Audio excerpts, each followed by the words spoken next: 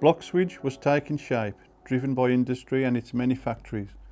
The arrival of people from Ireland, answering the call for cheap labour, and the growing establishment of the tatters, who collected scrap metal and steel left over as waste or surplus from the many factories.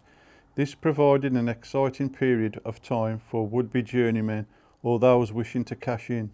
Travellers and fairground workers, drawn by the pull of Pat Collins, as well as the Gypsy Roma travelling community who started to settle in the area between 1970 onwards, started to see new ways of life. Caravans in gardens, horses on the front lawns, and often in houses saw the start of the gypsy traveller settling in council-owned houses and whole estates being transformed. My name is Kyle.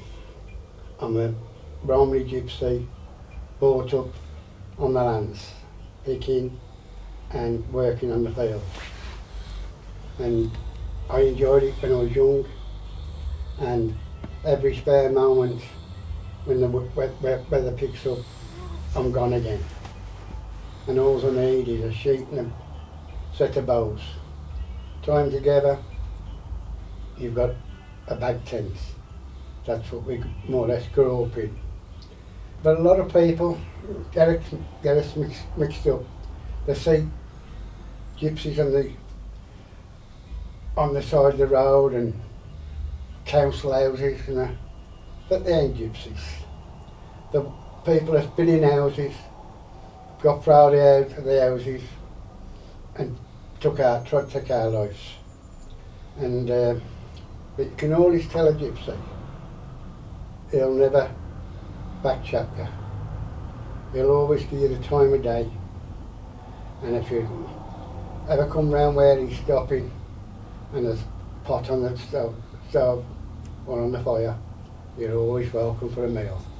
Now I'll explain to you what a bag tent is. A bag tent is a big sheet. We put some boughs, tie the boughs together, throw the sheet over the boughs, and it becomes a tent, sleeping. Or not that. If the cart was there, what we call a cart, we stick the boughs on the cart, sheet over it, and that comes right to the bottom of the cart, and there's room underneath and there's room on top. But most of the girls stopped in the wagon. My mum and dad was in a tent, a bag tent. My mum used to sell charms, and my dad used to make baskets and peg flowers and stuff like that. And that's how we eventually started earning a living. Then when my mum moved in to the house where she was, I couldn't take it. I could not take it. There's a big field at the back of us. I even built a tent at the back to stop in a tent, because I don't like four walls cluster me up. You find most Romney travellers don't like that. It's going to be out in fresh air. When I was travelling, I wasn't bad. I was in perfect health. We'd get up 5 o'clock in the morning, we'd get in them fields, and we'd pick and pick and pick till we couldn't pick no more, till the light went. Winter time was very hard, because you'd only got the cabbage, sprouts and the winter stuff, and to earn a living with that, you know what I mean, you've got to be really good. My name is Jerry DeRoy. Travelling showmen will class themselves as travellers amongst themselves because they travel from A to B, but basically the correct name for showman is travelling showman. But travellers are more or less referred to Romanies, gypsies or tinkers. That's the difference between showmen and travellers. In the fairground families, They more or less class themselves as showmen if they're born in the caravan. I wasn't born in the caravan. I was born in the home, and I didn't take my profession up till I was 29. Pat Collins came from Ireland. He wasn't a gypsy, he wasn't a traveller, but he was a car dealer that dealt in horses. The Pat Collins of the Pat Collins, when they came over from Londonderry to Chester. And they had a little yard, and they used to do all sorts of jobs, general trading, dealers. Then they got into this roundabout. When they got into this roundabout, it just took off because there was a niche for it then. There was no fairgrounds of the size and quality of as the Collins dynasty put out. I mean, the two brothers, there was John and Pat took south of Chester. John took north. No showman's guild. They divided the country up between a handshake. He used to go up there to Bury, Lancashire, Sidney-Book, and they used to come down into the Midlands. And then it was Pat that went into the parks. And then John didn't do any travelling hardly at all. Just at the back end he'd come out to Nottingham and maybe Hull, 2 fairs, and then he'd go back with it. And he usually came with some fantastic ride that nobody had ever seen. So, and it was the rest of that built on it. The history of the family, the complete family, I don't know. It was very complex. My father was intimately involved in it, but never spoke about it. He was a ballroom dancer, and the day Margaret Collins died, my dad would only do a soft shoe shuffle. He never did the pop-up, what I call ballroom dancing. But they say it was a beautiful dance to the pair of them. I was a Wall of Death rider, and I worked for Eddie Monty, who was married to Pat Collins's granddaughter, Flora Collins. As a lad of 12, I used to watch the Wall of Death, and it was something I always wanted to be, but you can't get a job unless you know how to go about it. And I'd seen an advert in the showman's paper, the World's Fair, and consequently I answered the advert, which was at the winter quarters in Oswestry. And I went to Oswestry, and it was a Mr. Eddie Monty. And I knocked on the caravan door. I said, I believe you want a Wall of Death rider? And he said, yes. And when I went inside the caravan, because it was October and it was quite dark, when I went inside and he put the light on, I said, you're Speedy Williams. And Speedy Williams was my idol as regards to Wall of Death riders. And he taught me to ride, and he was married to Flora Collins. That's how I became attached to the Collinses. I travelled for many years, and it was quite enjoyable living in a caravan.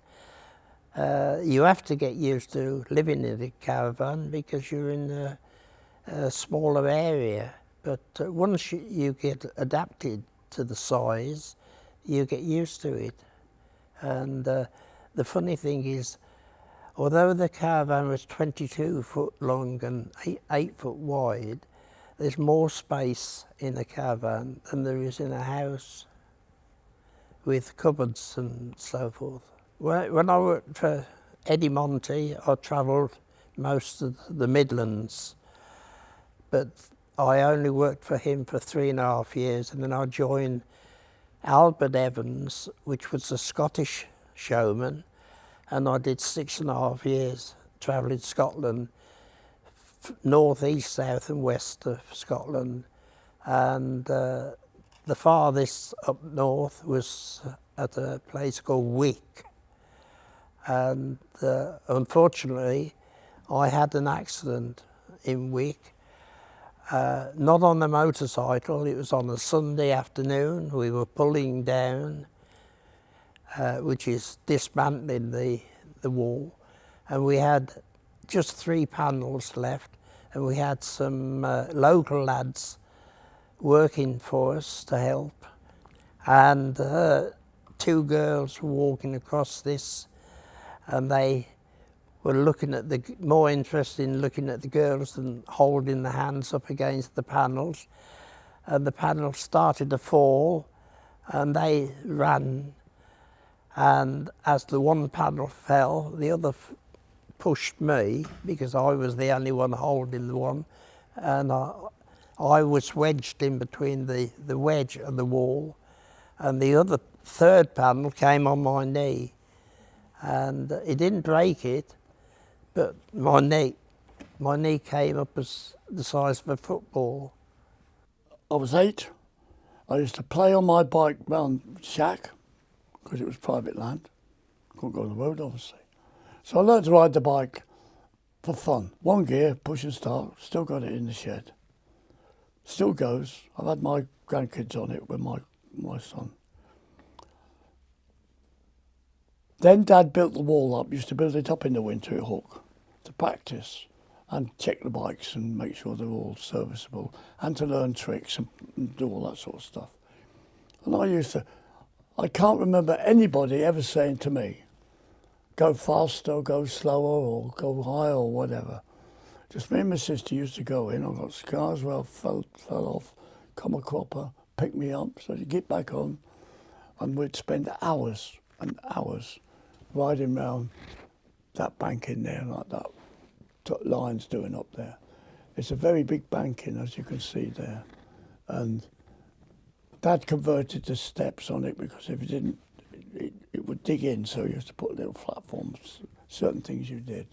Took all the mudguards off, the headlights, anything what was sharp. So you took everything off, made it a very basic. If you look at it, you couldn't put it on the road, it got no mudguards, no lights, none of that there. And we used to practice. So I can't really remember an actual place where I was in the show. Because when The Lion finished, which was before the war, and we came out after the war, and we're talking 48, because it was 1948, war was over. In the 8 weeks summer holiday, I was 8 weeks, I was always, got me in there and I started playing. My dad thought I could use him. You be the first act. So bought me all the gear, the jump and all the gear on the front. Youngest for all the Death Rider. I wasn't the only one, apparently. Since then, I found out there was a young lad in America that was put as the same. But having said that, and that's what I used to do in the holidays. I used to be a right prima donna. But I rode that and played on that. We tried it with bikes. I did it with a bicycle. We tried it with a three-wheeler, nearly killed myself. Because a three-wheeler, you've got to keep 3 wheels on as it topples over. That went over. And the last ride I had was with my father on the tank of that bike. He said, before you go, pack it up, because it was Mum's decision that we were to get out of the wall of death business, because I'm going to see him and as he grows up, going round and round in circles on the wall, on the motorbike. You've got another thing coming. And that was the Baker culture and the genes coming out. This is not what we're going to do forever. There's other things for this family than to be riding around in circles. And that's when we gave it up in 52 and bought the Octopus, which was an 8-arm fairground ride, and had that for a number of years. And then was when we moved with the Collins fraternity, we just had the Octopus. Then I said, well, why have we only got this? Get something else. We got the Jets, then we got the Skid, then we got the Waltzer, then we got Paratrooper, then we got the Twist, and so it goes on. I left school when I was 12, boarding school when I was 12, and we went to travel. We'd sold the Wall of Death, and I went to travel with my Uncle Stanley Thurston, who got a magnificent operation in the Eastern Counties. No dirt, clean up environment, everything spotless. In the Midlands, everything was filthy black, because you're industrial area, and they used to go around and buy the banks, a section of that, a couple of £100, which was a lot of money then, level it, and that was a fairground. That's why they had all their fairground sites. And it wasn't till about 1955, right, that we went to Birmingham Onion Fair for the first time. I've never seen dust like it. It was whirling because it was fine. If it was wet, it was like grit. All the artwork, which was normally glorious and shiny, you couldn't see it for dirt. I came away in tears, all this work damaged. But the difference was we took money. It was where the money was. Industrial area, got money. So what do? So we came back the next year and went to Worcester, Birmingham Onion Fair, and then came home. What do you want to do? So it's no brainer. Go where the money is. My name's Brad, so I own Hidden Gem. So that's Hidden Gem Antique Centre, Hidden Gem Auctions, Hidden Gem Removals and Clearances. So yeah, been here for since 2022. You'd be amazed how many people are coming here and they go, I remember when this was this was back in the 50s, this was a whatever, and you fill in the timeline. So I've been told the history of this place by dozens of people in snippets and people that used to work here and whatever. So there was a flax oven at the back there, 1730 something that flax oven was made. So it puts it one of the oldest buildings in Bloxwich. And then that was in use up until I think 1795, where it was adopted as a Wesleyan chapel. And then the front bit was built. So there were two sort of separate things. So the front of the shop with all of the nice frontage with the apex roof and the stained glass window in the front. So that was late 1700s, early 1800s by John, I think it's John Wesley. And they used it as that Wesleyan chapel all the way through the 1800s, as a place of worship up until I think when Pat Collins had it, and he used it to store his fairground rides in.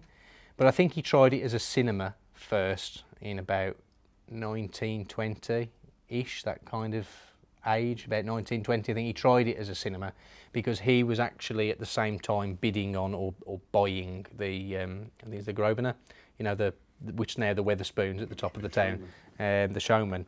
So that was his picture house here originally, and then he moved it from here to over there. So I think he had both of them. He was Mr. Bloxwich, wasn't he? He owned half the town, I think.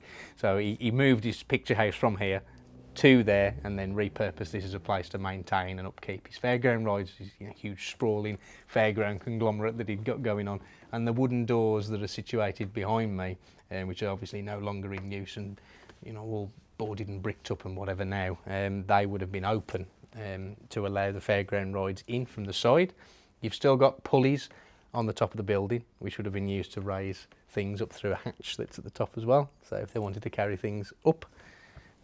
Nice tall building, so plenty of space you could use, multi-level. I don't know whether they had perhaps wooden mezzanines back then. The current mezzanine floor doesn't line up with where the windows should be, so I would imagine there would have been older floors in there instead. So no, it's not a listed building, no. For some reason, I don't know why, they decided not to list it. One of the funny things is that I used to ask where we were going to from one town to another, and in the days that I was travelling with Eddie Monty, he wouldn't tell you until you got there, in case somebody else got to that fair first. But to me it was ridiculous because there wasn't another Wall of Death travelling with us. So it made it difficult at times. There has been rivalry over the years. In the 30s, when there was about 18 Wall of Deaths, but now there's only 3 Wall of Deaths, and I'm not quite sure where they're travelling at the moment because I haven't kept in touch with them. I didn't get on very well with Eddie Monty because he had a Wall of Death at the time, and my dad had a Wall of Death. I had to keep them apart to kill one another because there was an unwritten rule between the Wall of Deaths, a bit like the circuses. Well, I'm going to Blackheath this year, right? Well, I'll go to Hampton Court. When the Guild came in with its rules, there was always a section of footage on the site that had to be left available for shows, boxing shows, bioscope shows, Wall of Death shows, Talk of the Town shows that were all around the freak shows, because you didn't want to go back to the same place repeatedly because it just got boring. They'd already seen that, so we don't want to see that again. So they used to swap around. So when you get 3 or 4 Wall of Deaths over the country, you had to be a bit sharp in picking the best ones to get the booking. There's somebody else nick it off you. There was no texts and messages, it was all done by the old telegram with the man on the bike. That's how the business was done, a phone box. So it was a bit hit and miss. Well, when you're travelling, you've got your caravan, and you get up at 9 o'clock. Well, you start work at about 9 o'clock, and it was always my job to check the oil on the bikes, the tyre pressures, the chain, see what the chain was like, and all the main things, and also the bearings on the front wheel and so forth. And I always did that job, so the others left me to do that, where they'll do other jobs. But instead of everybody doing a little bit of this and a bit of that, it was always best if one job was specified to one person. So I always maintained the bikes. Then we had no problems. If I've come to any conclusions in this business after 84 years is anybody, and I mean almost anybody, I won't say everybody, but anybody almost, if they set their mind to it, whatever their background, whatever their authenticity, can achieve it. And I'm proof of that. I haven't got a degree, I haven't got a qualification, but do I need one? Lifetime of experience degree I have. And people around me, and I don't fail any day when I go out to come back having found or learned something.